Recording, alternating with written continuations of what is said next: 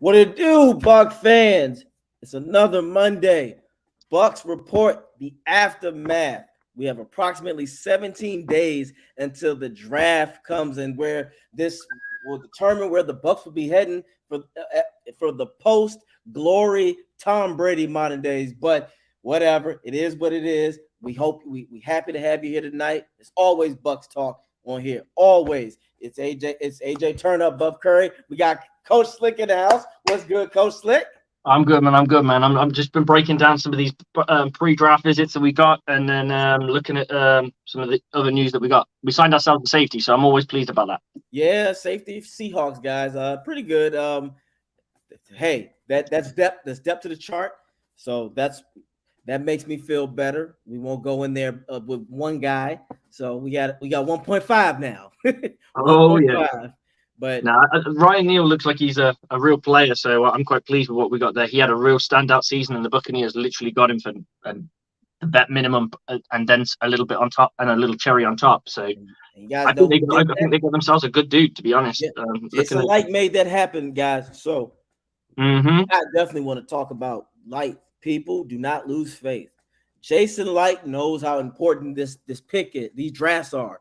If you think that it's important, you best believe Jason Light, these guys are sitting here like, if anything, Light wants to prove that he can do just as good after post Brady. Of course. Because a lot of because on Twitter for the past few days, a lot of Buck fans have been retweeting we miss Brady, and I'm like, that's cool. We will. We will appreciate. We've appreciated what the GOAT has done. You didn't have to do it, but now this is really important for the Bucks, because now, remember, guys, our first glory years when we went to the Promised Land, we went downhill afterwards. After that 2002 season, yeah, we made some noise in 05 and 07, but Buck fans out there who are old enough to remember, let's be real, we knew after that, when our key guys left, the time of the greatness of the Bucks of that era came to an end. So now we can rebirth because we have the talent. I'm here for it. I'm here for this. I cannot wait. 17 days. Man. 17 days. You make it sound so soon now as well. It is. It's real soon. It's sooner than what you think. And my wife's birthday at draft. Exactly. And that's why we're here, guys. We got special guests coming in later on this evening. So please get your beverage, if that's your H2O or your Henny 2O. Whatever it is, get your popcorn and some Tostitos. Well, I'm sticking with the water tonight because I gotta get in tip-top form myself. But yeah, man. Was everything else going good on your end though? Yeah, it's pretty good. I mean, we've learned a few bits and pieces, so I'm really happy with the signing that we got. And then I'm hearing that obviously Baker's going to wear 6. That's going to be his number, so that's kind of cool. So I did see a tweet from someone. I can't remember who it was, but we're saying they're doing Julio dirty, and I was like, yeah, Julio's going to be remembered for wearing 11. No one's going to care. Like Julio, hey, he did the best he could. We know this, so. I'm not even, Julio, it was just nice to see Julio in a Bucs jersey. One of those things. I'm more excited about the fact that we get to wear throwbacks. That should be mandatory. If I'm the Bucs, if you really want to pack the seats, you should have at least 3 home games with throwback jerseys. 3, at least 3. Try to get 3 if you can. I forgot how they do it with the dress code for uniforms. I forgot. I got to look into it. But you have to do that. You can't have any choice that they want to wear for the jersey. I think that the only rule was that you couldn't wear a different colored helmet. Damn it! They need to do 3. They need to have 3 home games. I'm telling you, the creamsicle is where it's at. That shit. Look, us real Buck fans, we love that. Yeah, it's it's Mhm. it's a divide. It's a divide. If you had to go and get yourself a jersey tomorrow and it's creamsicle, who you get? Evans, Evans. Oh yeah, yeah, yeah. Evans, I think I might go Winfield, but it's like I think you gotta. It's a slam dunk, but it's a slam dunk for a year. yeah, Evans has got to be the guy because he's there. But if I can't get Evans, Winfield was my second. My third is Wirfs. Mm. Wirfs is that guy. Wirfs is the and if I had to go out on a limb, I might. Well, no, not might, but for old nostalgia and for remembrance, I have to get Levante David before Yeah, I he think leaves. We Levante need Davis him, hit tough. and if I just need to get down to Tampa so he can sign a damn jersey. Yeah, That would be crazy. And then if he goes to the Hall that'd of be pretty Fame, darn cool, man. You got to get that. We got to get our visit in. You know what I'm saying? yes, sir. Let's do this. We'll sort it out because I'm gonna be in Tampa next year. Really, when? When I find out what the scheduling is. When you do, let me know. I will be down there. We will link up.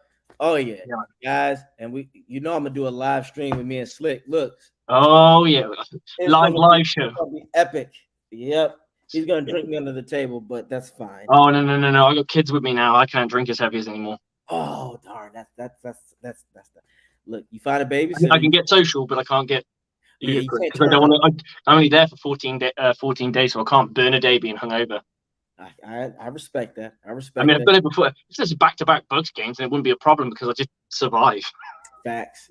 But yeah, hey, we got another guest in the house tonight. We My got boy Carter. our Carter Brantley.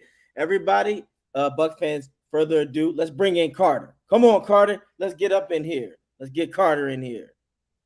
Let's get Carter up in here. Let's add him in here. He's excited. We all are excited. What's up, Carter? Oh, I like that. I like the art shirt. Yeah. I'm not gonna lie. I thought that was Dare. Oh, Hey, no. look, and This is think in America, I know myself. We've let Dare down bad. They literally should not have made that. Dare is like, no, you literally just. I know what you guys were going for, but all you did was dare kids to do dumb shit. But and we passed that test with flying colors. So Dare, you did this. word. I don't know. I still got my Dare contract all signed and framed in my bedroom. No, I'm just I kidding. will never do that. Yeah. No, I'm just kidding. But yeah, I had to get this Tampa summer is coming up, so I had to get it all shaved a little bit, nice and neat. I see you. Yeah. Man, so tell everybody, so for the new people out there, tell everybody who you are and give them that resume. Oh, right. I'm just Carter Brantley. I work for Creative Loafing and Bucks Report, also RBLR Sports. I do some stuff on there as well. Just check me out on social as well. CC Brantley 12 is my Twitter handle. I always try to keep it real. I'm not one of those rah guys that's gonna make a turd look like a piece of gold. I'm definitely gonna tell you how it is. So if it's a turd, it's a turd. Exactly. I understand you because you like, look, it's gonna be a turd because we can smell it. Right. I can dig it. Well, I wanted to ask you this. Going into the off season, what was, in your opinion, like, give me your gloom and give me your hopes. We all have you can start either way. What is your glooms and then your hopes for the post Brady era? Honestly, my biggest hope is just the continued improvement of the defense. I was really impressed that they were able to bring back Levante David, Jamel Dean. They signed Ryan Neal from the Seahawks. I mean, they've been doing some really impressive things, salary cap magic and all that stuff. That's my hope for the post Brady era, is that they're able to continue to rely on that defense. But my gloom is definitely with the offensive line. It's just, they cut Donovan Smith, which was very necessary. He was by far one of the worst left tackles in the NFL last year, super expensive. That needed to happen, but they still don't have a replacement for him. There's talks of Wirfs moving to the left side, and that would certainly be fun, but then you still got to find a right tackle to replace an all-pro. So, it's just the offensive line is definitely my biggest gloom, because no matter who's under center, Baker, Kyle Trask, whoever it is, it doesn't matter if you've got, a half a second to throw the ball because Brian Burns sacking you in the back within, the first, it's going to be tough. It's going to be tough sledding, I think, unless they make some pretty big moves in the draft, which, fingers crossed, I hope they do. I hope they draft some kind of big guy in the first round, whether it's defensive or offensive line. But yeah, unless they do, the offensive line is looking rough for sure. Oh, man. Slick, you want to add anything? Yeah, I think my biggest gloom was I was just wondering on how we were going to. Well, obviously now we know what has happened, but going into this, the worst case scenario is we're going to lose a lot of pieces on that defense, especially Levante David. I didn't think he was going to go, but that was my gloom. That's the worst thing. The worst thing that can hit the Bucs right now is that, and then losing Jamal Dean. I actually thought they were going to bring back Sean Murphy-Bunting just based off of what I've heard Coach Bowles talk about him. He basically said they are the same player, really, which I disagree with that wholeheartedly. But I see there was similarities at the beginning of their career, but I really saw that Jamal Dean made a massive jump last year and really solidified the starting spot. So that was my gloom. And then obviously the hopes was that we would fix a few of these things. I feel really invigorated by this new offensive coordinator who speaks very technically. So he doesn't, rather than just kind of shrugging things off like we have with our last OC and kind of like waving things off and making jokes about stuff. We kind of got a guy who's going to go in and talk a bit more technical, which, in all fairness, if to your average football fan, probably is a bit probably doesn't. You don't get no rah out of it. But at the same time, he's kind of flexing his football knowledge in front of people, and I think that's always a good thing for him. And then, of course, the signings are the safety Neil, Greg Gaines, the defensive nose tackle that we got, which I think will probably end up playing end for us. Looking at his size. And looking at his get off, he's fast enough. I think in our scheme, I think we'll probably either put him next to him as a free tackle or a nose tackle in our four down lineman sets, and in our 3 down linemen, they're going to kick him to a 5 technique. I think personally, it's just you wouldn't pay that much money for a backup player, absolutely, because we're generally a 3-4 at heart. So you wouldn't really go down that alley. So I think he's definitely going to be starting.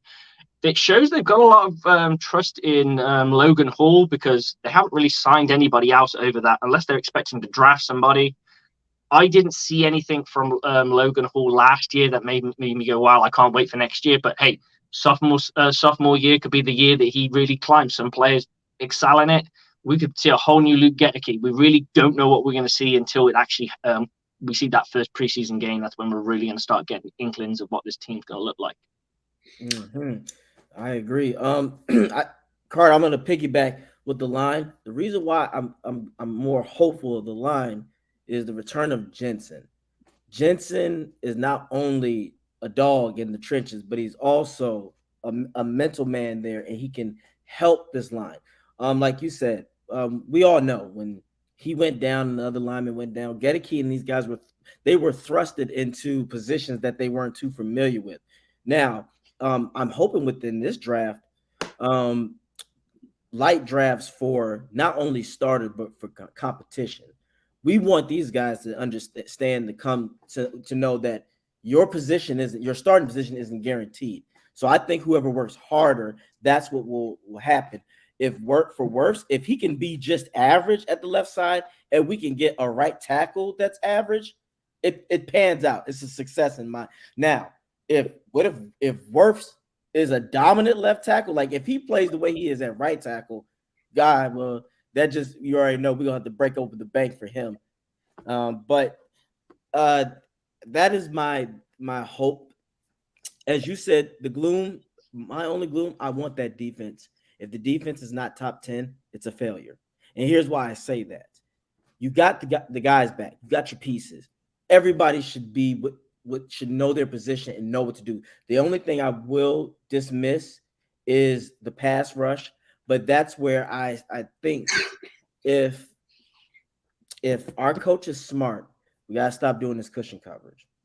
We can literally eliminate, I think, more than 60% of big plays if we just go back to being man and physical. Not saying we do it all the time, but we all saw how when this defense fell apart, it was a lot of times due to no pass rush, but also that cushion, giving these guys too many seconds to get separation. Yeah, So they're just allowing way too much space to be fun. It's a lot harder to. The thing you get out of it is you get your read a bit. You get time to get your read. The thing you don't get, the thing that you worry about is you're going to bite on the first move because you're completely standing still, so you have to get going quick. And as soon as you're going full, because they're going to be running full tilt at you. So if someone's running, let's say a deep developing route. So by about the 5th yard from the line of scrimmage, you're going to start hitting your back pedal, and you're going to hit it really, really hard because you have to, because you've got a guy burning up field. If he fakes a hip left or a hip to the sideline, you're going to bite on that move, and then he can just flick straight back out, which is what you will see. That's what I prefer, to have DBs at 6 at the very most. Yeah. Keep them at 6, and then if you are defending a very short, a long yardage situation, you want them about 3 yards away from the sticks. And I want to ask you this, because me and Slick have talked about it a lot. But Carter, what is your take? Give me your take on our new OC in Canales. What are your hopes, your concerns, and your realistic? Give me those 3. We all have.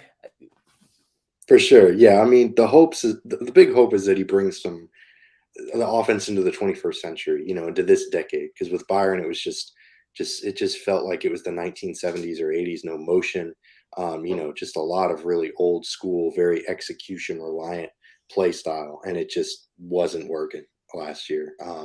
It was really tough to watch at some points. So I'm hoping that he brings some sense of modern game to the Bucs offense. But he doesn't have any prior experience as an OC. But he also, so that's kind of my gloom. But realistically, I think he'll do a pretty solid job. It's just he's kind of attached to this quarterback situation. Whether it's Baker or whether it's Kyle Trask. However they do is pretty much how he's going to be judged. So realistically speaking, they're not going to be a top 10 offense. But if they're in the top 20 range, that's a pretty decent season, because what he's working with is just tough. They have 2 really good wide receivers, don't get me wrong, but good Lord, the offensive line is tough, and the quarterback situation, if you have 2 quarterbacks, you really don't have any. It's that old saying, it's just, and they're running back. It's just a lot of question marks on the offensive side of the ball. So it's not really necessarily going to be his fault, but it's going to be tough. So realistically, as long as they're top 20, I think he did a pretty good job. Nice. I agree. My hopes is he can just step outside of top 10 at 11 or 12, but I have realistically 17 and 18. And I think 17 and 18, you could say that's a success. Ranked 17 or 18. I want that run game to get better. That means no more HB dives with Rashad White. He's not like that. We don't have, if the Garrett Blunt was here, yes, that's different. But I want to see more tosses. I want to see counters. I want to see some true play action. And you are right. I think depending on how the quarterback is going to do in this situation, I'll say it like this. If Baker is switched by like week 4, week 5, that's not good. That means, oh boy, we got to go. We're going back to the drawing board. And let's say he's 1-3 by then, or hell, 0-4. Then we're talking, okay, guys, we already know what to expect. Don't like, and if Trash comes in and he's average, we'll take it. But if he stinks it up, then we know we're drafting a quarterback in the next draft. For sure. So I hear what you're saying, but the line is really going to have to step up, and I'm hoping, that's my hope. But yeah, that's just me. But I agree with what you're saying. Realistically, if we can get in the top 20, Canales will have done his duties. Right. And the good news with the running game is that they can't get any worse. They were the worst team in football. They can't get any worse. Football. So, they can't get any. I mean, I guess they could theoretically run for, only 50 yards a game as opposed to 70, but, they can't go lower than 30 seconds. So hopefully that'll get better. But yeah, that comes with the offensive line. And, Rashad White hopefully taking a big step forward in his second year as being the feature guy. That would be really exciting. That would be best case scenario. Rashad White turns into, maybe not the best running back in the NFL, but a top 15 running back. That would be really, really fun. Yeah, Really, we want him to be what we thought Rojo was going to be. Yeah, right. Absolutely. Yeah, I'd agree with that for sure. Yes. Slip. Yeah. I think what you're going to see with this Dave Canales offense is a little bit more spice to the run game, in the sense of I think it'll be a little bit more inventive. Whereas we all mocked how archaic the predecessor had. So all he's got to do is throw some tosses in, some fake fullback dices, or two options. All that kind of good stuff. A little bit of VMA, be it, if you want to go a little bit old school here and there. And then a bit of motion, move those tight ends around. He's got two good blocking tight ends. Use them. And that's what they're there for. So, get them moving the human beings around and just do something different. And I think that's what we're going to see. And I think that's going to allow someone like Rashad White to have a little bit more fun. And then I liked what he said about turning the quarterback more into a delivery system rather than being everything on him. A point guard, right? Yeah, the point guard. That's it. A distributor of the football, which is basically a quarterback anyway. But right. It would be nice that we have a guy who can escape the pocket if it does tend to break down, rather than just chuck the ball away. Baker's got a big enough arm. Now, one thing I wanted to ask you, Carl, was in the ideal situation, and you're a meditating guy, so tell me, are you meditated? What's your meditation told you? Do you feel who do you want, and who do you think it's going to be, Baker or Trask?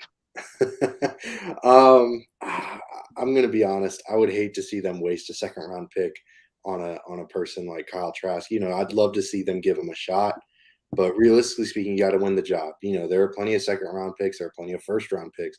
You look at a guy like Jalen Reagor. I mean, he was picked ahead of Justin Jefferson, and he's been on two teams already. The Vikings look like they're pretty much done. So it happens all the time. Picks just don't pan out. It's an unfortunate part of the business, but I would just hate to see him not realistically get a chance. So, in my mind, in an ideal sense, I'm like, oh, I'd love to see Trask, see what he's got. But at the same time, they didn't sign Baker because they weren't giving Baker the backup job. He wouldn't have signed in Tampa if he didn't think he had a realistic chance of winning this job. At least that's the sense that I get. So realistically, I think it's going to be Baker. In my heart of hearts, I'd love for it to be Trask, but I just know that it just seems like he doesn't have it. They weren't even dressing him these past 2 years. His first 2 years in the league, he just got his first playing time. I know he's sitting behind Brady, but he was sitting behind Blaine Gabbert too. That's just that's kind of unacceptable for a second round pick. So clearly he's not showing it, and unfortunately, it's Baker's team. I think it's Baker's job to lose for sure. Okay, well, that's a good. I wanted to ask you this. You're in the Tampa area. What field do you get? And you don't have to give me any sources, but I'm sure you know people that have talked to maybe professionals on the organization and people who are within that. In your opinion, what is the morale rating from, what, we got this, to, oh hell, next season, guys? give me that kind of level within even people with in your staff. For sure. I mean, the general consensus that I've gotten, it was definitely way more gloomy going into the offseason than coming out of it. I feel like going into free agency, you just looked at the list of free agents that the Bucs had, and it was very large. And the salary cap that they had was, it was negative. They literally had less salary cap space. So I think that it's definitely a feeling of optimism, especially considering the fact that they just lost Tom Brady, obviously, yada, yada, yada. So I think it's very much more optimistic than at the beginning of the offseason, but it's still very honed in. It's not like the Bucs are going to win the NFC South. It's more of like they might not go 4-13, but maybe they'll go 7-10 or 6-11. So, but for me, that might be a little bit frustrating because I don't know. I'd love to see them get Caleb Williams. Like, that guy is so good. But that's kind of neither here nor there.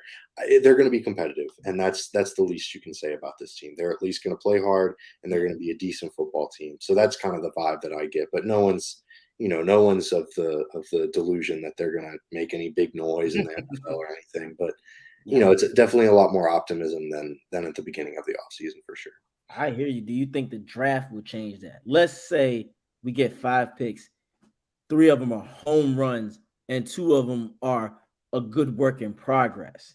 Do you think that will lift up how many draft picks to you, in your opinion, this draft, you say Light has got to knock them out of the park and they go, oh, we can be competitive, but we also have a future to build on? I'd imagine that he'd have to have at least 2 pretty solid, like you said, maybe not even home run picks, but just future starters, guys that are going to be there for a while.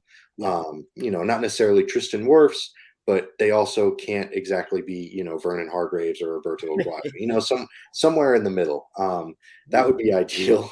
But obviously, we'll have to see. It also depends on the position that they go. I mean, they could really go anywhere, and I wouldn't really be surprised. But man, if they pick Will Levis at 19 or they trade up to get him, I'd be pretty disappointed because they genuinely do. This is a terrible division. The NFC South is up for grabs, and they could easily win it just by going, like they did last season, 8-9. They could win it this year just by going 8-9. So they could draft some decent, supporting guys and try to build this roster to be competitive right now, which seems like the direction they're going. Or they could be weird and say, oh, we think Will Levis is super talented and we're going to carry 3 quarterbacks on our team. And I don't know. It does depend on the draft. A lot hinges. This is probably one of the most important drafts that the Bucs are going to have, or the Bucs have had in a while. So yeah, it definitely hinges a lot on that draft. I think at least 2 picks have to be solid starters in this season. My man, and Ben Cornish said, for the record, Vernon Hemorrhoids Carter. Thank you, Ben. Yes, thank you. We all, as a he Gator, went to my high school. He went to my high school. Dubs up, Wharton High School. Okay. So, yeah, his sister was in my trigonometry class. She'd always cheat off my tests and stuff. I didn't have the heart to tell her I didn't know trigonometry for shit either. But, but no, I felt bad for the dude. There was a lot of pressure, and he just clearly didn't. Yeah. Can you tell him for me that he pissed me off because I believed him? I'm a Gator. I was talking all this shit. Everybody remembers when it was him and Ramsey. I'm thinking, well, Hargraves is going to be on that level. Mm-hmm. And oh my God, can we say, woo, I got a lot of flack behind that because you remember Ramsey and Hargraves were in college, they were neck and neck about who was going to be the franchise corner, and Ramsey, when he went to Jacksonville, he just knocked it out. Yeah. So yeah, but this draft I think is going to determine the morale of this Buccaneers fan base. We knock it out, like you said, just two solid star. I just want one. I want one superstar. I want one solid starter. I want the third guy to be a manageable guy, and then the other 2 are good depth. We need it. We got to have an A+ draft. Let's be real. Only one person can be garbage, and that's it. We get no leeway. Yeah, it's definitely a very, very tight ship that Jason Light's going to have to run in the draft for sure. Yeah, I don't know. I hope they go offensive line first round. Just putting that out there. I think they have to. Yeah, offensive tackle, left tackle, or right tackle, whatever they want to do. They got to go somewhere. All right, let me give you this scenario. Somebody says this. It's a miracle. Okay, we can get old boy from Georgia. All we gotta do is give up a second and third. You pulling the trigger? No. No, we need those picks. Yeah, no. We got too many holes to fix. We've only got 2 safeties on the team. We need to get another starting level safety. Yeah, if there was maybe like a 5th or a 6th round pick, maybe to package to trade up. But then again, those aren't going to move you up in the first round. Those type of deals. Right. So I just think moving up at this point for the Bucs is just kind of out of the question. They're more likely to move back than they are forward. Absolutely. Just because they like Slick said, they have so many holes on the roster. Like they just need bodies. They need guys with pulses to fill roster spots. I just had to be realistic. There's no way in hell we could get old boy from Georgia for 5th and 6th. That would be one of the ultimate steals of the draft history if we were able to do that. That's why 100%. I said 2nd and 3rd. That's the only way we could move up and get him. I'm sorry. Did you mean like packaging our 1st and the 2nd and the 3rd and to trade up? Yeah. Oh yeah, no. If it was the second and the third for a first, Yeah.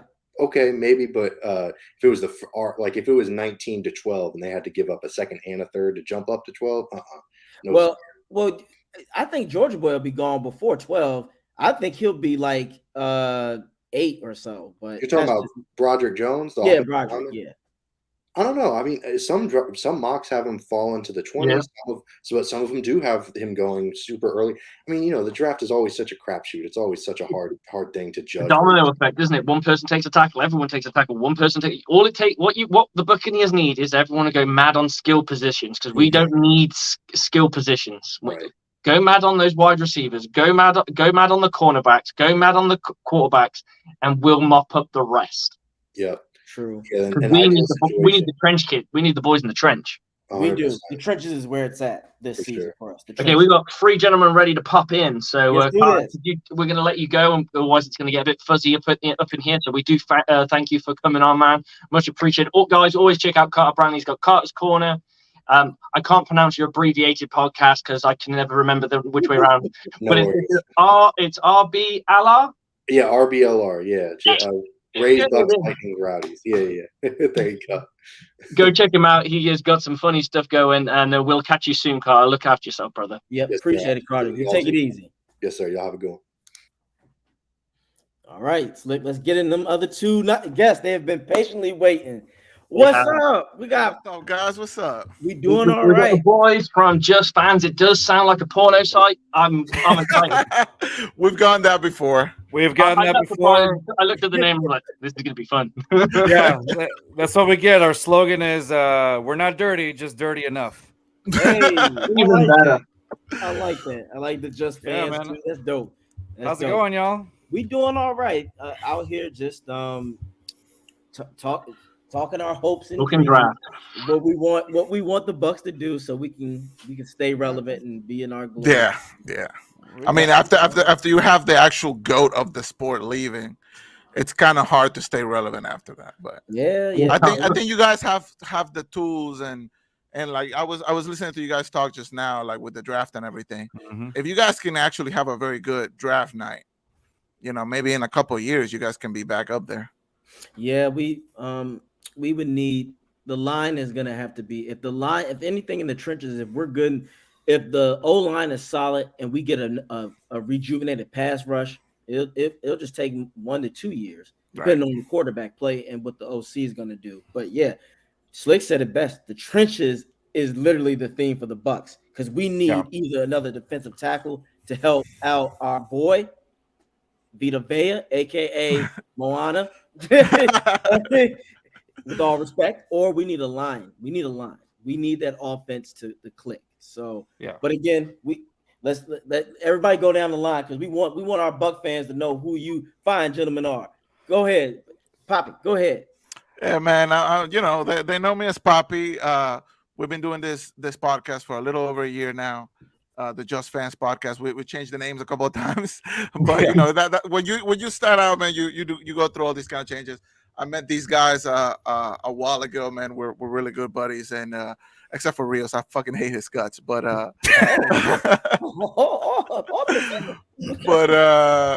yeah, man. We're Houston based. We're Texans, Rockets, Astros. You can see. Okay. Yeah. Champions. Don't mess with us. No, I'm hey, Houston. That's a stamp in the culture. Everybody know about that hat, so I can dig it. Damn right. And as Texans fans, man, we know the struggle, man. We know. Yeah, we know the struggle with that one, man. So we've been dealing with a few years. Exactly. We've been dealing with the Texans. We've been going at it. That's why we got our Astros to kind of help us cope through that. Right now. That's the only thing we got. We got nothing else besides that. It cleanses the palate. Yeah, a little bit. Just a little bit. Just wait till them Rockets get good, man. Just give us a few more years. Look, y'all had y'all window with T-Mac and Yao. Yeah, but like Kobe, LeBron, dude, like the league was different. That's true. The league was different, man. Yeah. The unfortunate luck of going against the buzzsaw that was the Golden State Warriors and Kevin Durant. Like, man, no one was beating them. If Chris Paul could have stayed healthy that 2018, two more games. Yeah, the NBA and NFL is all a bunch of shoulda, coulda, wouldas.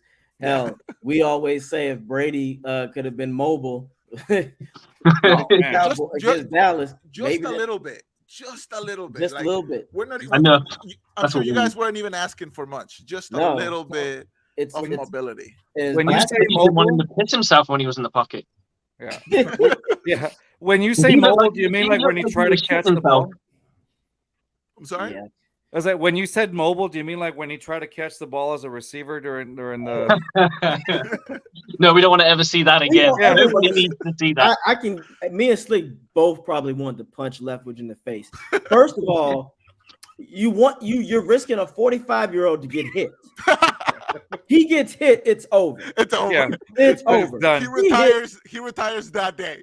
Yes, he retired that day, and they pressed criminal charges for attempted murder on Elderly Byron abuse. Leftwich.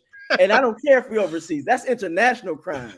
Yeah. You can't do that. When I saw that play, I said, "What the hell are you Yeah. thinking?" I was glad he fell. I honestly think Brady just Probably fell. the best thing for him. Yes, He Brady. was like He gave fucking out. Bambi. I think Brady did that shit on purpose. Yeah. He knew if he catches that, he's getting rocked. There's no look. Guys, you guys should get Byron Leftwich. Nah, no thanks. That is exactly my point. I have heard nobody reach out for this guy. I was telling people if he's so good, he'll get another job. I haven't heard anything. I told you when we were starting this thing, when we were going through a bit of a losing period, I said to you, this is on his resume. You lost with Tom Brady. You lost. No one survives with that on their fucking record. Nobody. Slick Yeah, said you had that to the go. entire How did you season. do with him? Well, we won a Super Bowl. What did you do after that? Oh, we got to the playoffs and did really well. Okay. What did you do after that? Oh, we were shit. We were fucking dog It's shit. like that. It's like that. So you mean to tell It me? went. Yep. Can I ask? They'd be like, let me ask you: did you win that Super Bowl, or was it Bruce Arians? And you can see him he'll try to give you an asinine question like, well, what is that? And I was a part of it. No, I'm asking who called the shot. Who won it? Yeah. Look, I'm telling you right now, I guarantee you, Little Caesars, they haven't even hired him. He called the same type of order. Somebody say, I want a pepperoni.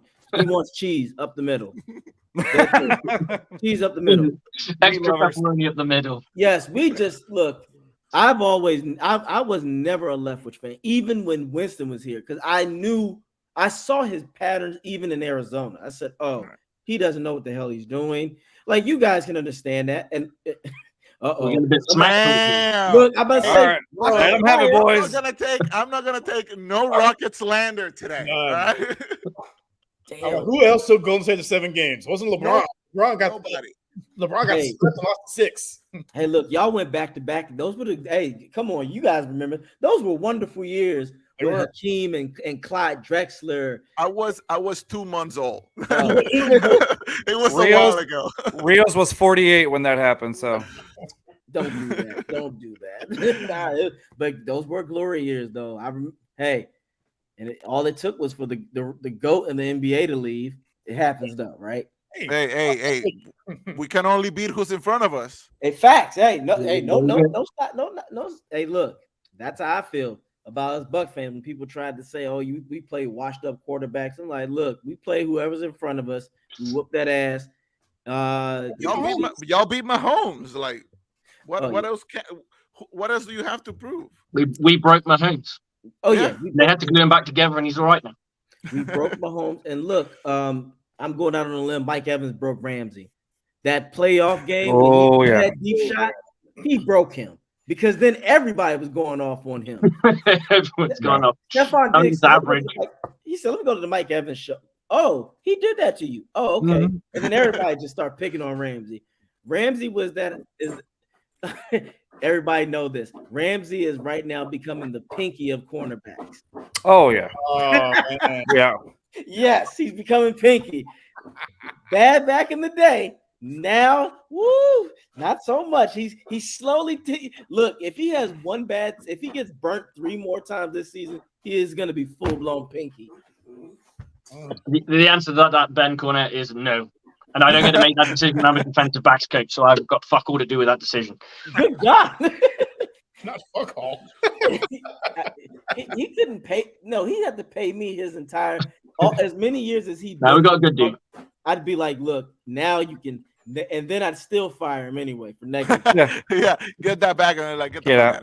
Yep, I'd be like, He'll Bubba- fucking to get coffee fired. order and just like, he was fuck off. always I'm done. bubblegum shrimp to me. Bubblegum shrimp. Every time he talked, I just felt like I was born with big gums. That's anytime I heard him talk, I'd be like, damn Lemon it. pepper I'm shrimp. glad Bubba. you saying that, AJ, not me, because I would say my what I skin would tone say doesn't what I allow would me to say. say shit Fry like it, you saute it.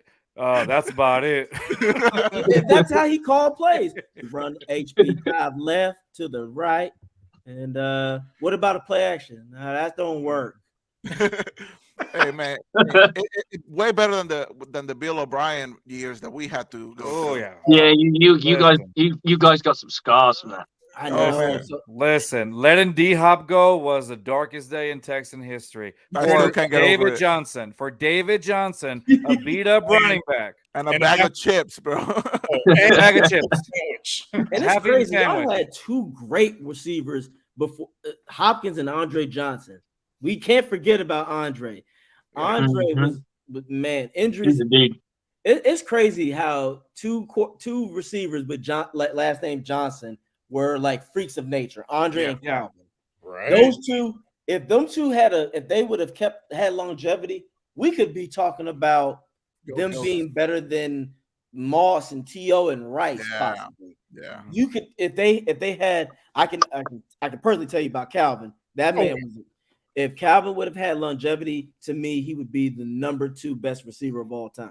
I know, man. Like Mhm. injuries are I the can see worst thing in sports Yes, it is. because they can completely derail somebody's trajectory, Well, man. that and just inept organizations. Detroit ruined Barry Sanders. They ruined Megatron. True, yeah.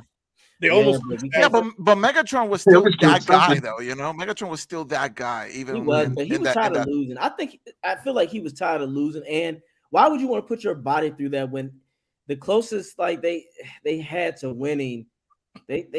I know people say Stafford was that guy. I just never. Stafford to me was a C average quarterback. He just had an A+ receiver Receiving to core, throw yeah. to. It's no different than Jake Delhomme and Steve Smith back in Carolina. We Yeah. all remember Jake Delhomme would literally launch it and go, Smith. Eli. Like that little guy's out there. Somewhere. Somebody's gonna catch it. Fuck it. Yeah, I'm telling you. But well, since we're on here and we just chopping it up, Yeah. give me your 3 biggest needs for the Texans of the draft that you think- hope that they address. I think we all agree with quarterback, right? Please, God, please. It's me again. Quarterback, and a backup to the backup of the backup quarterback. I like that. I do not want to see Mills throw another football for the rest of my life. I Y'all see want for a him? quarterback, I'm going to Yeah. ingest a gallon of bleach. I'm done. Y'all want him? Y'all Hell want no. him? I don't I'll drive him Well, personally. Nobody in NFL with a last name Mills, I'm trusting. I can't do it. His last name is Mills. I'd be like, nah, bro. That's too soft. You Mills. sound too soft. If your last name ain't Jackson or Jenkins or Roscoe or something, Some if good you don't shit. sound like you just did 5 years out of San Quentin or wherever, I don't want you. You That's know the roll what off the you tongue. gotta be crazy. It's got to roll off the tongue. Yeah, you can't be Mills. Mills is like this ain't baseball. Ain't nobody saying I fear Davis Mills anywhere. Exactly. Oh, Like Mills. oh, they got Davis Mills out there. They got Yeah, Davis Mills. You better watch You out. can't- You can't be Mills, Spellman, or Tyler, or Rogers, nothing Cousins. like that. Rogers, you're a cornball or an asshole. You already know that. So I second that. yeah, so you need to have now you can have a last name like Hefty. It'll be goofy, but with anybody with a goofy last name, something wrong. I'd rather take Goofy. I'll take Goofy than fucking boring. Fucking Yeah. vanilla ass. Mills up the middle, touchdown Mills. No, No, we it- never. it's I never wrong. heard that. I never heard That that. I never heard heard. It was Mills up like Mills up the like- middle. Interception. Right. Oh, God. End of the line, fumble. Fumble. I mean, but, hey, the guys like that's one thing that I will say that you guys sometimes you guys are now what the Bucs were after 2007, and I call it the lost years, where your organization literally is just doing all of this. Now, we've been through that. Slick and I, but all Buck fans have been through those years where we were like, Lord, where the hell are you? I just have a question. Where are you going with this? When I see your team, when you see, you know how it is, you see your organization draft somebody, you go, okay, where are you going with this? When was your where you going with this for you guys? When they traded Hopkins? Yeah, I'm like, what are we doing? Honestly, yeah. I feel like that season, after JJ walked and Hopkins was traded, I was like, okay, what's the plan here? What's the plan? Because obviously we're not trying to win, right? We're not trying to win, and we're also not trying to rebuild. So are we just gonna waste everybody's time? Like, is this what it is? And then after Watson leaves, right? We got all these draft picks and all this stuff, and I'm just like, okay, what are we gonna do with that, right? Like what's the plan? And then it looked like Mills. Well, we had our whole like fucking head coach debacle or whatever. Debacle. Yeah, debacles, exactly. Plural, sir, plural. And then for last season, Mills is gonna be that guy. All three of us were like, we had different opinions. I was more optimistic for Mills. Rios was like, get that guy off my football team right now. I'll drive him personally to whatever state. I feel like Carlos was a little bit more on the fence, but we were, we all had opinions of him. After this season, I'm like, okay, fuck Mills. Get him off my team. The one thing we need is a quarterback, because we got the head coach situation sorted. I feel like the Miko is gonna be that guy. I feel like the organization trusts him enough to give him more of a chance than they did with Lovey and his previous. Who the fuck was that guy? The one before Kelly. Lovey? Yeah. Fuck that guy too. Anyway. David Coley, who nobody remembers. David Coley has become the coach. We're like, oh yeah, we had David. He was Coley. there, right? Yeah, right. David Coley was the coach. Like right now, we know that the Miko's gonna get more time, and we know this season's gonna be a losing season regardless. But it's like we need quarterback, right? We need to make the O-line better because we want Pierce to get more reps without getting killed out there. We need people to block for him, and then I would say probably another wide receiver to give, whether we draft CJ, because we have the number 2 pick, whether we draft CJ or Bryce, like they're gonna need somebody to throw to. I wish it would have been Hopkins, for God's sake, but obviously the Texans didn't want to win. He's about to get released. He's about to get released. You never know. He was in Houston, but he's not gonna come back. No, he's definitely not. He wants to win. He's not gonna come back. What the fuck did he hedge his bets to go to Arizona for, though? Of all the places you're gonna go, he went to fucking Arizona. I feel like that was more of a Bill O'Brien move rather than anything. Yeah, I'm only sending you to Arizona, but your career will go to fucking Stonewall. Slick, I'm not gonna lie. If we could get him for cheap, I would be like, I wouldn't. He ain't coming here, man. I was gonna say, how is y'all like? I don't know. Can y'all? I mean, this is now no diss or anything, but are y'all able to afford stuff like right now? Like we made a lot of. We got budget toothpaste right now. It's we're using that budget 1-ply toilet paper in the stadium. I was about to say. Yeah. All the really, I don't know if because I'm from England, so we absolutely. You have that stuff that's almost like tracing. You know what tracing paper is? Like sugar paper that you trace stuff on. Yeah. We used to have that in a bathroom. Just like little sheets of it when you pull it from the side, and all it would do is just take the slime off. It dissolves. Just get rid of the toilet paper and just shower every time. The budget of fucking budget toilet paper. That's what we're on right now. Yeah, we don't have. We're spending everything that we got. The coffee machine's been kicked out. We got nothing anymore. We sat there with instant coffee, freeze drop. It's the ones in the packet. It's the ones in the packet that you have to the instant coffee. Yeah, it's Folgers. Yeah, it's up there. Like we're trying to hold on, but I'm always about firepower on offense. I'm an offensive guy. You can't go wrong. But yeah, I think for you guys, the biggest thing is direction of the coach. What direction does your coach want this organization to go in? What have he said? So we're thinking. So he was interviewed maybe about 2 weeks ago, and it seems like he's definitely sure on a quarterback. He wants a quarterback, but whenever they Yeah, and so the direction that he's going, I'm 100% sure he's feeling Bryce because the Alabama connection. He's D'Amico Ryans came from Alabama. John Mechie, who's on the team who couldn't play last year because of leukemia, he's from Alabama. You got Christian Harris, our linebacker, who I expect big things coming from next year.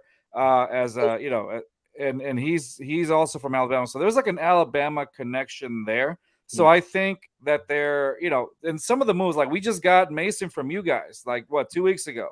Shaq Mason. Yeah, we got him to improve, our O line, and he seems like. Now I'm saying he seems because I'm not too sure. Yeah. He seems like a guy that might be due up for an extension depending on how he plays. So, they're making these moves that are fits for a quarterback. They went off and got Schultz, I think, from the Cowboys, who's very QB friendly tight end. That's something that we haven't done much is focus on the tight end in the last 10 years. The last tight end that was great I don't even want to say great. That was it's okay. Mid. Was Owen Daniels, and that was like in 2012. He left in 2013, and so he went to Denver and won a Super Bowl with Gary Kubiak over there. And basically, yeah, and so it's just exactly, and so that's what he's everything. All the moves that they're doing is just the signs are pointing to a quarterback, and I'm pretty sure it's Bryce because going back to that interview that I was talking about with D'Amico Ryans, every time he talked about Bryce Young, it's just you could tell the excitement in his voice. You can tell that he was obviously more sold on Bryce Young. However, the problem with the whole Lovie Smith thing. The Texans don't control their future right now because Carolina, there were reports saying that, they're set on CJ. And now there's more things coming out saying, no, they kind of like Bryce a lot right now.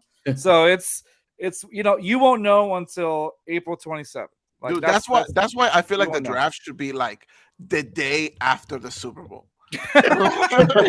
No one had time to recover. Everyone's like, fucking now. Yeah, because the suspense is killing me, dude. Like facts. Especially since we don't like he said, since we don't control. Think of that Super Bowl winning coach. He's gonna have to be there like fucking eyes like this tomorrow. Well, I don't give a damn. He won the Super Bowl. He's not gonna get a good pick anyway. So it's mainly for the shit teams like us that we need it. Someone just cuts to a camera of a coach and lays on a bed just like that. He's like, what's his name? Johnson? Yeah, I'll take that. We're getting him. Yes. He has to have a killer last name. Facts, exactly. Right? If his last name could be Killer, that's a first round pick for me. How many felonies? 6? All right, deal. Let's get him. Damn right. Well, that's a Raiders pick all day. Not the Raiders though.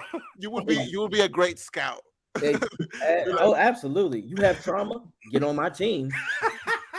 There's moms watching AJ right now going, what can we name our child so we can get him drafted? Damn right. Look, if you name him after some of my favorite anime guys, you definitely on my team. Your name's Vegeta. Yeah. Vegeta. You know Vegeta is like the best wide receiver ever, bro. You already know. He's always exactly. I don't know. Goku, I don't know. He'd be a lineman because he's goofy. He's a little too friendly at times. I'd say he'd be a good tight end. Yeah. Maybe. Yeah, he has a Gronk-like sense. Yeah, that's why when you said stupid, I was like, Gronk. Krillin can be the kicker. Krillin would definitely be a kicker, bro. You already know. Krillin's a kicker. Or the long snapper. Snapper. But Krillin would be that kicker, but he would have the hot wife of the entire team. Damn. Gohan's the quarterback for sure. He's just too smart. Yes. You gotta give me his. Yeah. And I need a head coach in Piccolo because he's a good father figure. Yeah. He'd be a good one. Just send them to the woods and fucking survive out there, and you're back on the team. Here's a sword. Go kill a dinosaur and check back with me next week. Yeah. Exactly. But no, I agree with what you guys are saying. It's just you just got to see what direction you guys are going. It's gonna come down to the quarterback choice. Like once we get the quarterback, that's when we'll, as fans, right? We'll sit down and be like, okay, this is our guy now. Mm-hmm. This is where we're going. What are his weaknesses? What are his strengths?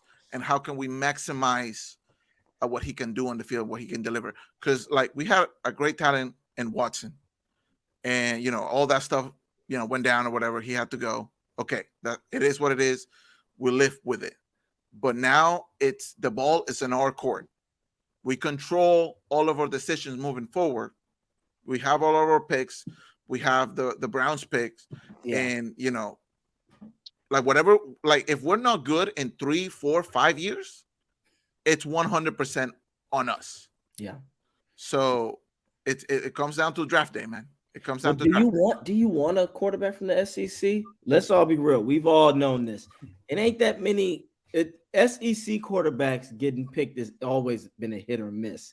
I mean, if it's because they don't have like a lot of competition, or because Watson came from Clemson, and Clemson is not one of those schools that has a lot of competition. No, that too, but I think the problem with SEC is they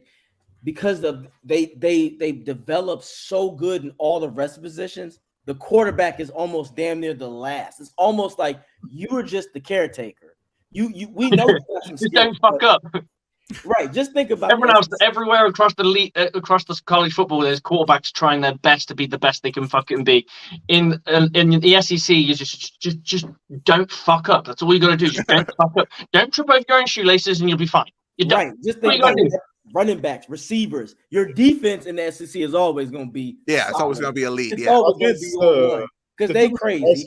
I think that's the difference with Bryce Young. Like he had to carry this Alabama team because they didn't have no super. They didn't have Julio Jones out there. They didn't have Amari Coopers. Right. Those guys. His number one receiver was a running back. That was his leading receiver, the running back. He had to put the team on his back, and they still played pretty well. Not as dominant as we used to see from Alabama, but still they did pretty damn well. Okay, I can respect this. So you're saying basically he has what it takes because he didn't have the luxury. I agree. He has proven that he can actually he didn't have do the best with what he has. And when you join a team like the Texans, that's basically what you're gonna have to do in the first few years. You're just gonna have to play the cards that you're dealt. Right now you got Pierce, and that's about it.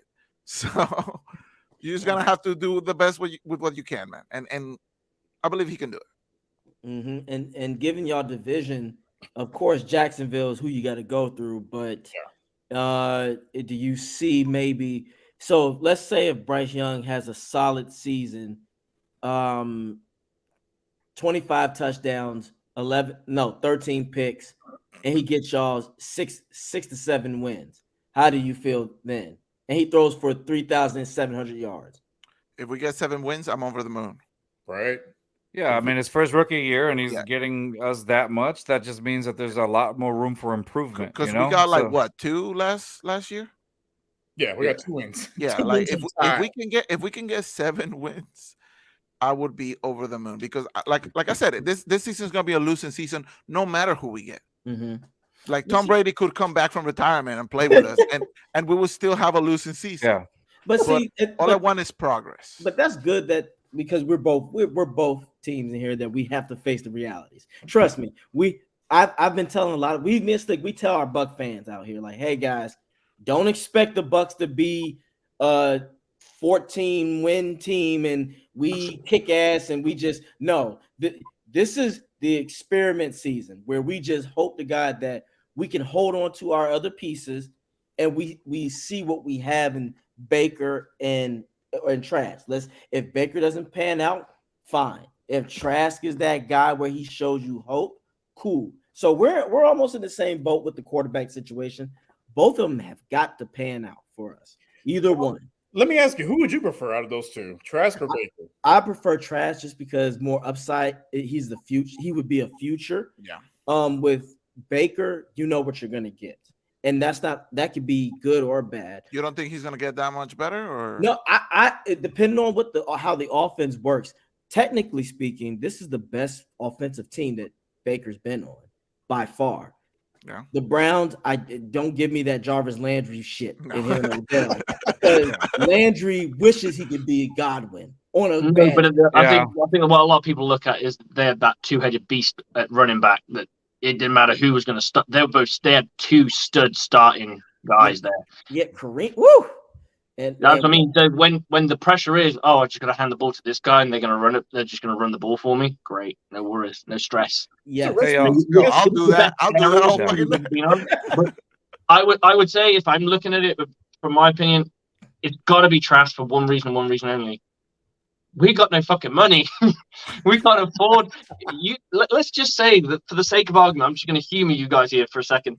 Let's say he has a good season where he puts up 24 touchdowns, maybe let's go 10 interceptions, and he gets 2 on the ground, and he's got about 4,500 yards.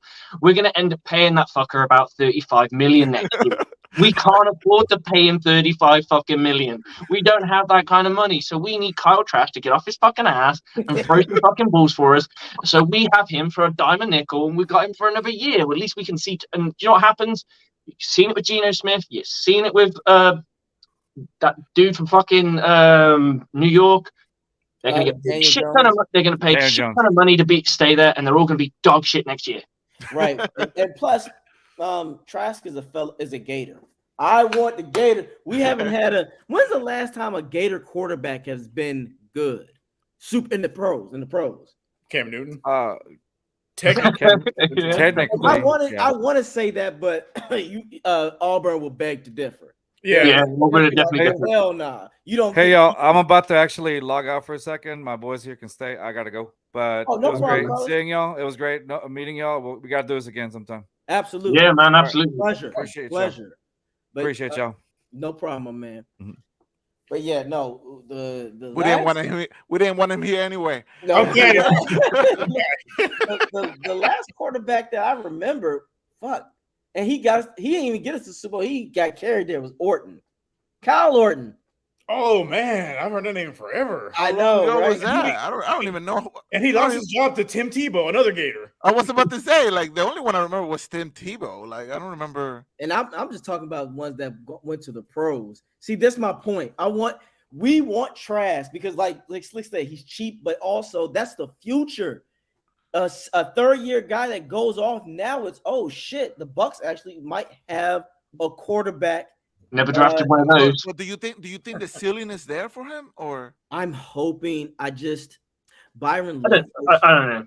Byron Leftwich has been a virus. What does the floor look like for him?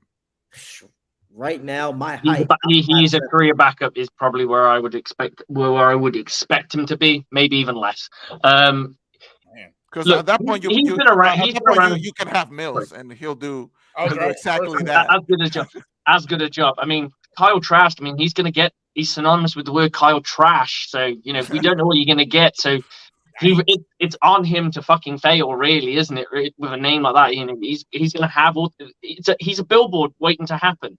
But if he does get it right, then it looks great. It's fantastic, and we need that because we've got no fucking money. So, and if we've got no fucking honestly, if you're looking at it objectively from a future point of view, if Kyle Trask is dog shit, I hope Baker's dog shit, because at least then we're drafting a quarterback and then we don't have to worry about no money, because we got fucking some people to sign next year. We've got a fucking right tackle to sign. We've got a linebacker that we're still not sure if we're going to give him any money yet. We've got another linebacker that we got to sign, and we got to see if he's not done yet. So there's a lot, and there's also a safety that we've got in Antoine Winfield that needs to be re-signed. So there's a lot of moving parts for this Buccaneers team for us to really go, let's just turn 35 mil into a quarterback that we don't know is going to be any good because he had an okay-ish season. What's the timeline looking like with all these like big contracts or whatever that you guys got? Hell no, man. Look, when are you guys gonna have? When are you guys gonna be able to free up money to actually make some moves? Well, what we're gonna do is sell part of the stadium. Yeah, and that might finance find a player or two, and then we're gonna do buyback on season tickets. So we're gonna do something there, and we're doing a 2-for-1 special coming up soon too as well. So I don't know how they do it. I think we're paying people for not being here, so they're like, someone will retire, like Levante David will be sat on a beach smoking a Cuban cigar, and he'll be like, I'm making 11 million that I never will get. But it's on their books. Let me ask you guys this. So when you guys go tanking, we can't do anything. It's pretty solid. Like, would you guys be okay with basically calling this a lost season, just tanking for the number 1 pick? I mean, I don't believe in tanking. I don't believe in me. No, as a football coach myself, I just no. I don't. Players don't tank. Organizations do. Coaches don't want to tank. They've all got jobs and stuff attached to it. So nobody wants to tank. But when you dangle a prize like you can have the pick of the draft, it makes it very difficult to turn around and go, no, we're going to stay for the competition and all that good stuff. It does put a lot of pressure. It does put a lot of pressure on the organization once you tank, because that's how I feel right now. Because we just tanked. This last season was the Texans tanking. We didn't do it very well because we did win that last game. I mean, we tanked incorrectly. Exactly, because we suck at sucking. That's how bad we suck. The double middle finger. Everyone. But this was a tanking season. So, like I said, going back to the draft, this is where you justify the crap like product that you put on the field for the last season. This is where you justify everything that you did, right? So if we walked out from this draft night, if on week 1 we field a team and there's not, and you cannot see a legit direction, then that's you failing as an organization. 100%. So I feel like last year, going into last year with Mills starting, I feel like, there's no pressure on Mills right now. I feel like he could just do his thing, and hopefully he won't suck. He ended up sucking pretty bad, but I feel like the pressure wasn't on there. Whoever we feel, they're like, if he sucks, it's great because we can pick somebody else. Exactly. Whoever we pick for this year, whether it's CJ, whether it's Bryce, whether it's whoever, the pressure is going to be on him. The pressure is going to be on D'Amico. The pressure is going to be on the owners, on the organization. And we can't tank. Exactly. This next season, we cannot tank again. We have to at least get 5, 6, 7 wins. Progress. Yeah, a little bit of progress.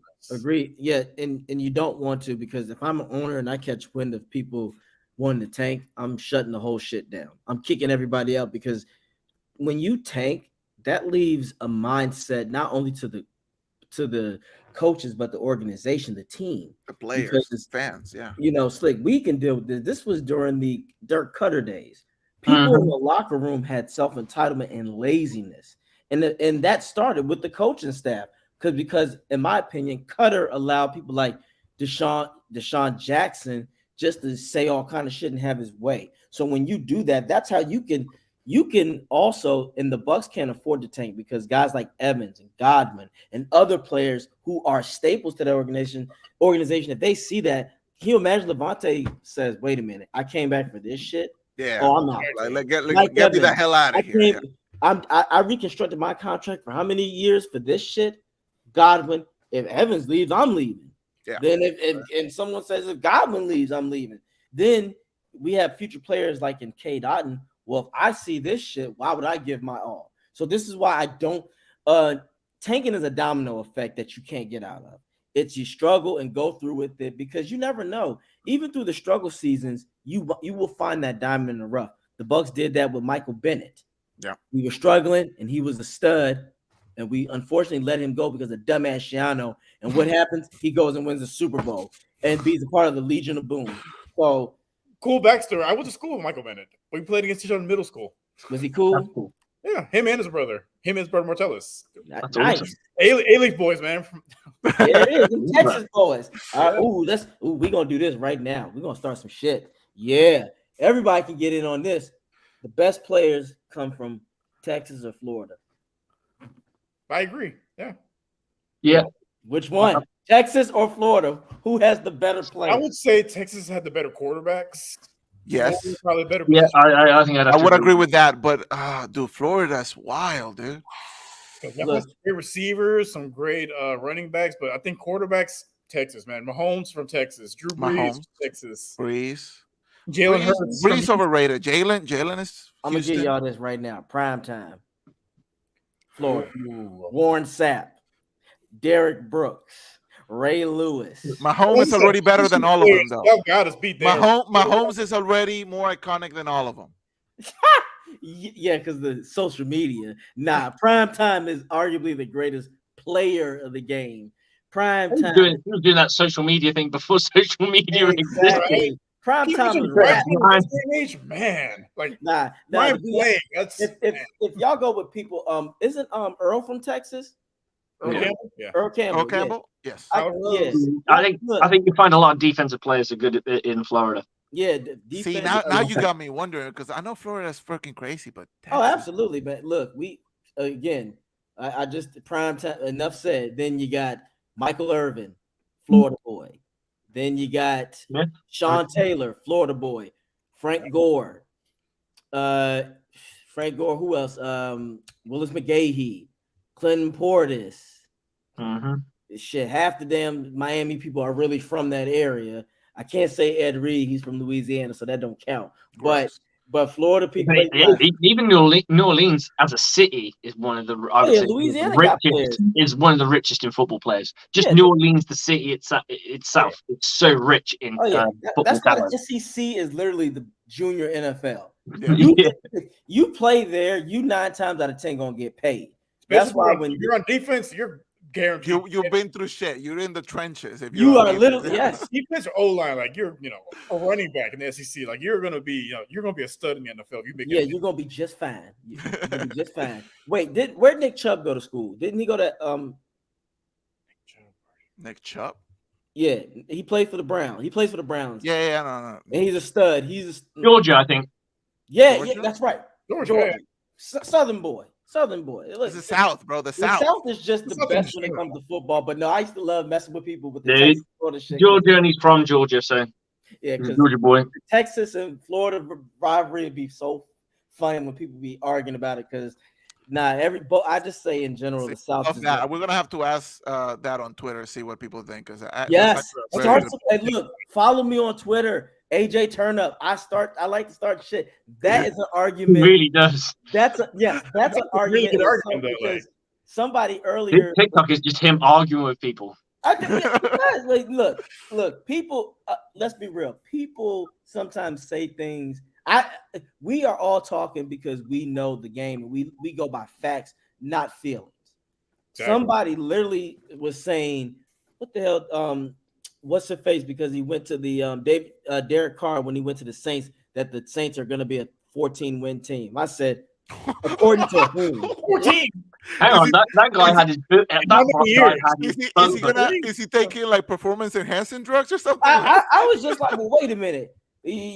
Alvin Kamara might get suspended, and if he gets suspended, that's it. It's a wrap. It's a wrap. Michael Thomas, old slant boy, might play 4 games, and he might leave. Olive, he's still developing. Your defense is getting old. Cameron Jordan is just a situational guy.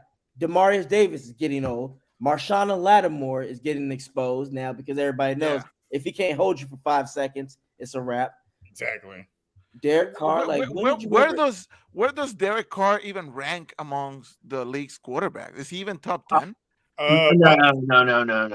Okay, if you had to give like your top, like in no specific order, you got Rodgers is still elite. Mahomes. You got Lamar. Burrow. Lamar. Herbert. Then you got AFC. You got Josh Allen. You can stick to. I'd stick to over him right now if he doesn't have a concussion. Lamar Jackson. Lamar Jackson. Would you say Dak is better than Carr? No. I feel like they're on the same level. Flip a coin. Who's got a coin? One is like how do you want to lose, basically? Exactly. How do you want to lose? How do you want to lose, and who's gonna cry first? Yeah. That's it. Who gonna cry first? Yeah, one and the same. Like, Derek Carr is one of those like upper mid quarterbacks. That's it. He's your C plus. Yeah, right. He's passable.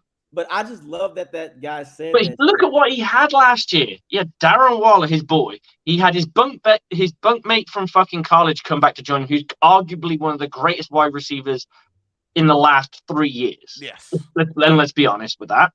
Then he had his running back had a fucking tremendous year, and he had a dog shit year and got benched. He ended up in the. Can someone help? And you play in a dome, like you're playing. Sometimes on Twitter, you got no win to worry about. Yeah, I think we're controlling, but sometimes I just go, look, man. it's bad enough people think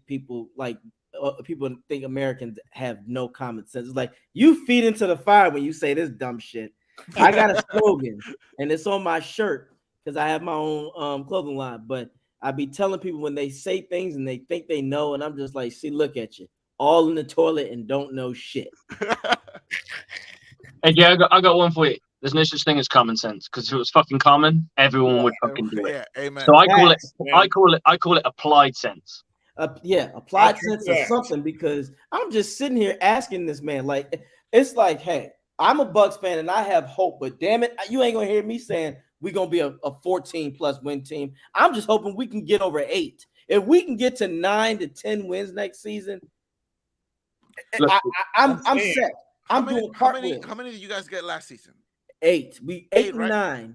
8, and then you still made the playoffs, right? So yeah. We tripped up and still got in the playoffs. In fact, and that's because our division was that much butt sauce. It was that bad. Water, dude. It's dog water. And it's gonna be like that again because the Panthers are gonna fuck it up somehow with their first pick because it's Carolina.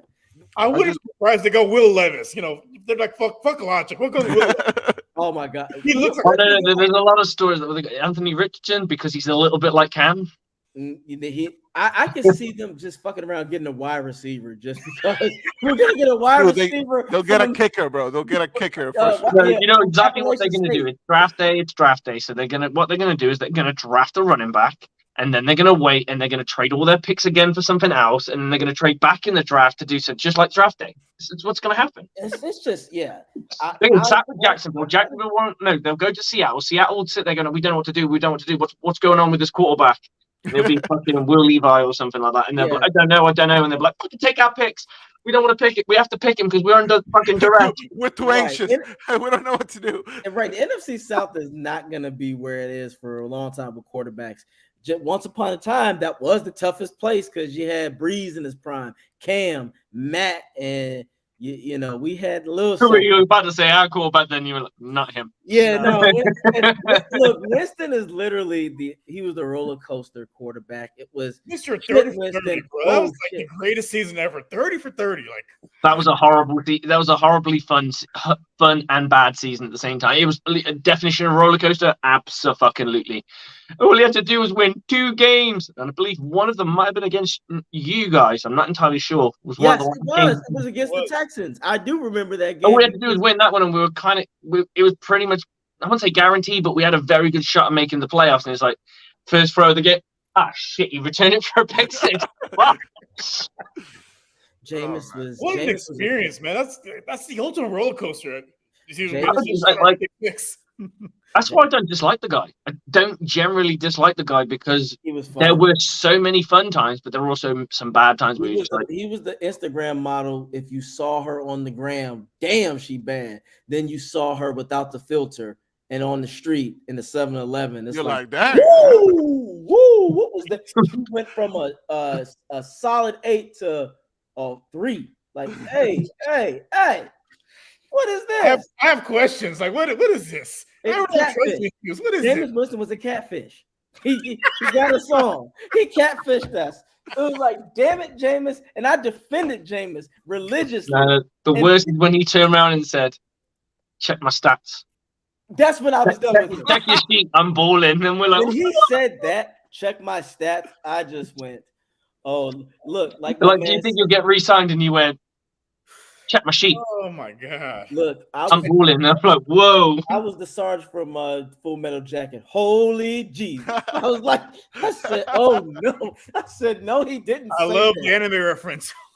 Yes, he went from Jameis to Lamus. It's like Lamus Winston, you damn it, and then too many scandals. The groping situation. It's like, damn it. No. There's nothing worse than his fucking workout videos of him doing some weird ass shit with a ball. You got a dad bod. Why are you posting shirtless pictures? Like, no, when he goes, I'm gonna eat this. It was like, fucking hell. You know it's bad when everybody on the team was like, bro, like, no. Tried to hype him. He's there like, and then the rest of the team like, what the fuck are you doing? Oh, it's like, sir, we're gonna lose on purpose just because of that. Exactly. We don't want this W. We're gonna take the hill. Yeah, in hindsight, the Bucs, I think if we picks are solid, we'll be just fine. We still can compete. We can sneak into the playoffs. If we can win one playoff game and lose the next with dignity, that's a plus in my book. And we haven't. The reason why we have a shot is because our division is butt, and that's good. I want the Saints to suffer. I need the Saints to suffer. I love when the Saints have a bad season. Like if Lamar gets don't get him started on the Saints. That's right. That's right. He hates them with all his heart and soul. I do too. The I hate the Saints. I hate the Raiders. I hate the Titans. I hate the Cowboys. Who else? I think that's it, right? I can't stand the Taints. I think so. The Taints. I got a question for you guys. Who is the hated team in your division for you guys? Who's the one you fucking hate? Because first is the Saints. The Colts, dude. To me. Okay, so I hate the Titans. They stole our team. Exactly. I hate the Titans for that reason. I hate Colts fans. Colts fans. I mean, most of them are related to each other anyway. So. Oh my lord. I just find it funny that Indianapolis is considered Southern. Dude, the whole way the divisions are fucking aligned. Oh yeah, for sure. It's the South, and I'm like, huh? It's a clusterfuck of shit. But the Colts fans, like, dude, there's a lot of sister wives. You had Peyton Manning, and you did what you did back in like 2008 or whatever the fuck it was. And then you haven't been fucking relevant. Shut the fuck up. They're like, it's between Jacksonville and us. The fuck out of here. Not if they're playing Jacksonville in Jacksonville. It's not. You're just as bad. We got a tie last year against them. We are just as bad as each other. Get the hell out of here with that. So they're just that that brother that thinks they're better when it's like, dude, we're in the same boat. Exactly. Like Rico. I get it from Cowboy fans because Cowboy fans were actually, the Cowboys were actually good at some point, and they, as much as Dak struggles or whatever, they stay somewhat competitive. The Colts haven't been on my radar for 10 years since Andrew Luck retired, basically. Yeah, since Andrew Luck, that's fair because they haven't done anything since him. I ain't gonna lie, the Colts fucked him over. Andrew Luck, right. He has. Yeah, no, it was the Colts' fault. I feel like I put very little fault on Andrew as to what happened. Also from Houston. But they didn't give him a line. It's like by the time they got him a line, it was too late. They were trying to get him killed. They were trying to get him killed out there. Yeah, that's why I look at it like, my man, y'all. This is why he was pissed because I'm like, if I'm him, he's like, look, I know I'm a big dude. He was Josh Allen before Josh, but he's like, I'm not about to get killed. By the time I get that, you guys help me. When they gave him Quentin Nelson, I'm like, that's beautiful, but his left knee is gone. Yeah. Right. He was a pirate by then. He was limping. He was limping onto the field. When you get your spleen lacerated, that's like, you know what? It might be time to hang it up. I'm surprised he didn't pull a Vontae Davis and just walk out the damn stadium. And that's one of the things that gone. That's one of the things that as a Texans fan, I'm wary about, right? Like if because we are gonna get a quarterback. That's as much as a fact as anything else. We are gonna get a quarterback this draft night. Yeah. But moving forward, we gotta protect this guy. Like I cannot Deshaun left because he had to in the league and all this crap. It happened. Whatever. I will not. 5 years from now, I do not want to start another rebuild. Okay, I'm sick of it. I've been a Texans fan since 2010. That's when I really started watching, and we've had great seasons. We have competitive years. I saw the best of J.J. Watt. Hopkins was one of the top receivers in the league.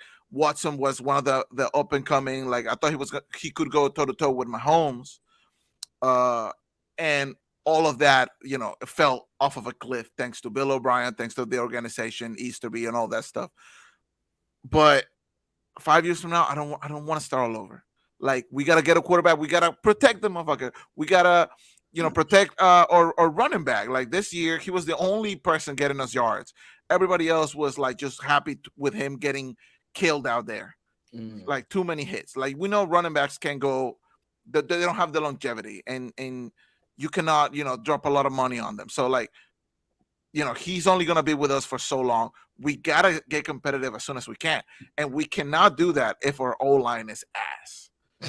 If there's something that we can learn from the fucking Colts is how not to treat a fucking quarterback. Right. Yeah.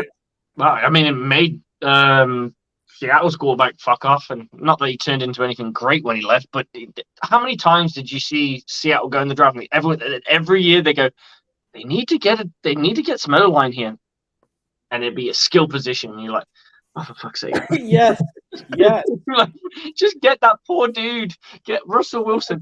Anything. Just get him 5 ironing boards stood upright. It probably would do a better fucking job. No, get him some Magnum condoms. He'll have some protection then.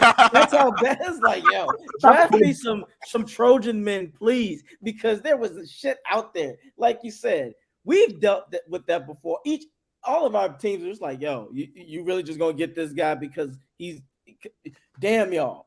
And then you wonder why these these players in the locker room say, I ain't doing this shit. Because again, that's another reason why I don't do tanking, because you're betting on something that you don't know that will pan out. Exactly. Oh yeah, this guy's gonna be that guy. And next thing you know, he becomes a Jamarcus Russell. Yeah, he a bust. Now you're 5. Now, like you said, you don't want to have to rebuild, because the more you rebuild, that's when your own fans will mutinize against you and say, you know what, fuck y'all not listening anyway. I'll take my talents or my money elsewhere. And then that's when the mayors be like, hey, do we even really need a team in Tampa? Do we need a team in Houston? And that's when people get pulled up. I was there firsthand seeing it. Yeah, we're not building you a stadium. All right, I'm taking my team and leaving. Like, wait, what? Exactly. You don't want that, and that kills the morale. So this is why it's imperative that it's okay if you have an experiment and you fuck up, but what we don't want to do is see people you're all over the place. Yeah. So you're right. You get there has to be a plan. There has to be a plan in motion. You guys get that quarterback. I pray that you guys go, okay, now that we got this piece, let's protect this piece. Fans, it's gonna take some time, but we're doing this for you, because I will give it the time as long as it makes sense. Facts. Because we are kind of like you guys. We are in a really piss poor division. So you only have the Jags who only just emerged. It's not that they're fucking firing on all cylinders. Exactly. They were shit at the beginning of their season. I was there at their game in Wembley Stadium in London. They were fucking shit. Exactly. But they figured it out. They look a lot better just because they got to play us and the Titans and the Colts so much. You know what I'm saying? Like, I mean, they can guarantee 2 wins against the Colts. In all fairness, they can guarantee 2 wins against us too. Can't beat them. It doesn't matter who's been their quarterback for a long, long time. It's like even Andrew Luck lost to fucking Jacksonville. Yeah. Oh yeah, when he was there, give it his defense, Jacksonville had that stout defense with Campbell and all. I don't know what it is with the Jacksonville team. They just beat them when they go to Jacksonville. It's a bit like Miami when the Patriots go to Miami. They just can't fucking beat. It's just hard. Yeah, I don't know what it is. Do it. Because it's that weather. It's that Florida weather. Until we got him acclimatized, AJ. Once we got him acclimatized, it didn't become his kryptonite anymore. It's a source of his power. Look, he had that tan. He was ready to rock and roll, baby. When you run in Florida, it's literally the air is literally just trying to. When you try to breathe, the air is literally just sucking it out of you. Hey man, I don't run, so I don't know what you're talking about. It's the same way. That humidity it's bad. Florida, it'll be 90 outside, but it'll feel like 120 because exactly that humidity. Dude, and I'm sick of that. If they say it feels like 120, then it's 120. Don't tell me it's 90 fucking degrees outside. I know that's what I hate about. That's why I love West Coast weather, because when it was 90 degrees, it was just 90. That's it. Over here in Texas and Florida in the South, no, 75 with humidity is really. It's hot. It's hot as shit. Like today, it was like 80 degrees. I was sweating bullets out there, like devil's armpit. It really is. It's like no. So yeah, but overall, going back to that though, like the Texans and the Colts are both in a position where they can be that second best team in the division. Okay. And it's going to come down to draft night and any other offseason moves that they can pull off. And as a Texans fan, we cannot let the Colts get a head start on us at all. because I personally believe that Jacksonville is gonna be this good, and it's only gonna get better the next few years. So that's the team that I want to be competing against in this division. I don't want to have to also jump over the Colts. The Colts need to stay dead, and we need to figure out what we need to do. And I feel like out of Jackson, because we know the Titans are going to suck for the next fuck yeah, for forever. Yeah, like they need to figure out a quarterback position fucking 4 years ago, and they might have been yeah. They had a window, and they're like, we got this really good this and really good that. We got these skills. Because they put the whole team. They put the whole team on Derrick Henry's back, and you can't like do that. like he's still 22 years old. Yep. So even if he's 22 years old, we're in fucking 2023. That doesn't make no fucking difference. You need to have something. Oh, what I'll do? I'll just fucking lay the box. Oh, okay, job done. yeah, We'll go home because everyone, any team with a run-stopping defense is going to fucking kill them in the playoffs. And they, weirdly enough, run-stopping defenses are aplenty in the playoffs. hey, but Henry did get me like a shit ton of fantasy points last year. He always does. Amen to that. Amen. God bless his soul. And then God bless his soul, for 9 games after that, and then it's like, thanks a lot, Henry. Fuck. Yeah, he kind of let me down in my playoffs, but it's fine. He always lets you down. Then he damn it, no, you can't do that. You That's know, because he knows there's nothing to play for. He's like, I'm resting the body now. I'm fucking chilling. hell yeah, no. But yeah, so let me ask you this, guys. I'll wrap it up for myself, but give me your. I'm just gonna say, give me your hopes and your realistic expectations. Not even doubts, hopes and realistic expectations for this draft coming up. Hopes, You go first, Rios. I gotta think about hopes, I would say Bryce Young. It's looking more likely to probably be CJ, but I prefer Bryce. But CJ is not a bad consolation prize. Mm-hmm. And I would say a lot of people, they want to go receiver 12. I would prefer trading down because there's a lot of talent if you trade down. Yep. So me personally, I prefer them trading down from 12 and getting, a guy like, Zay Flowers in the bottom of the first round. Because he reminds me, like looking at the tape, he reminds me a lot of Tyreek Hill. And man, you can harness that. His change of direction is wild as hell. Insane. What I would say is I'm kind of like in the same page. I'm hoping for Bryce, just because I'm very sold on what he brings to the table and what he can be. I feel like maybe CJ's floor is higher, but I see the ceiling on Bryce being a lot higher than CJ. I could be completely wrong. Both of them could suck ass, and Mills is our starter next season. But please don't do it to me. but like as far as hopes, a lot more than beers. I'm telling you that much. I'm hoping for Bryce. I'm hoping for O-line help. Maybe a good wide receiver. Like it doesn't have to be like a finished project. It could be just a project wide receiver. I'm fine with that because, like I said, the next couple of years are going to be losing seasons anyway. I want this team to grow, and as maybe a little bit of help on defense. As far as realistic expectations for the draft, honestly, the bare minimum that I'm expecting is just get a quarterback, and then all the other pieces will fall where they may. Like the quarterback, I feel like it's best available. Exactly, it's not the one missing piece, but I feel like without that piece, we cannot finish the puzzle, regardless. Okay. So I think you could probably drop 5 spots in the draft. So if you go from 12 to 17. And get yourself a late second rounder, or get yourself a third rounder easily, and that's another player that's going to come into contribution. Also, this draft, from what I'm hearing, I don't know if it's a fact. You said I heard you guys talk about tight ends. This is supposed to be a rich tight end draft, so you could quite easily get somebody in the third round that's starting level. I believe there was one person, I can't remember the person's name. It said there was 13 starting level tight ends in this draft. Don't know how true that is. But they also said last year only had 4. So right, I wouldn't mind that, because like tight ends in this league, man, like that's what it's about. They're game winners. They're especially game winners. The West Coast offense, you need you got to have at least 2 starting caliber tight ends for blocking and for catching purposes. See, on Madden, bro, you put a hot route master on that, bro, you're unstoppable. Exactly.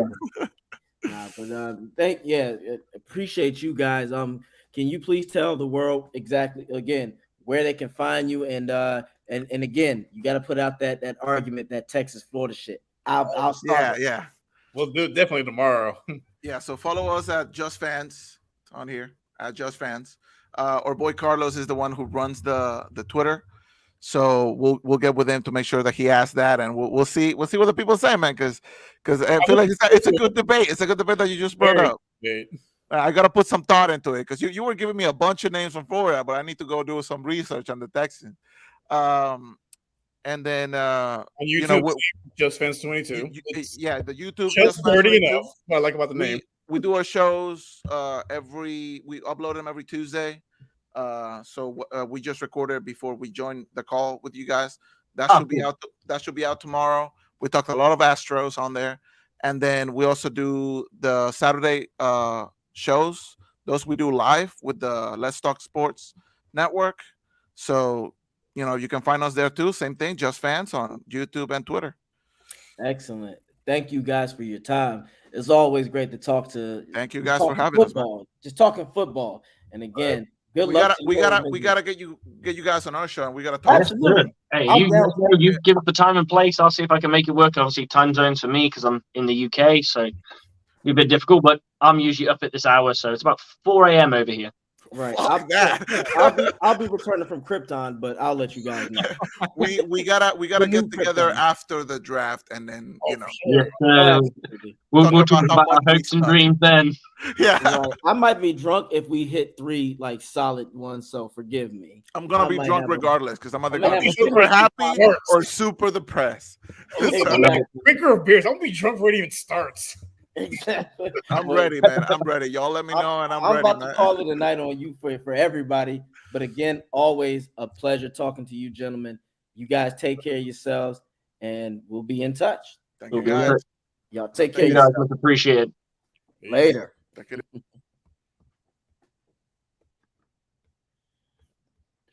Right, AJ's gone as well, so that'll be me. I'll pop this to the end. Guys, thank you for tuning into our show. We had a bit of Texans talk, for us for today. So a bit of enlightening stuff about some rivals, but never forget our Buccaneers are coming up soon. And what we going to draft? What are we going to do? What will we change? Can we change our fortunes? Can we turn around and get back into the playoffs and get back into the graces of the football gods? Because ultimately we need it. Is Kyle Trask the answer? Is Baker Mayfield the dude? Will he wake up feeling dangerous? Only time will tell. And until then, Bucs on me, Bucs on free. 1, 2, 3, go Bucs!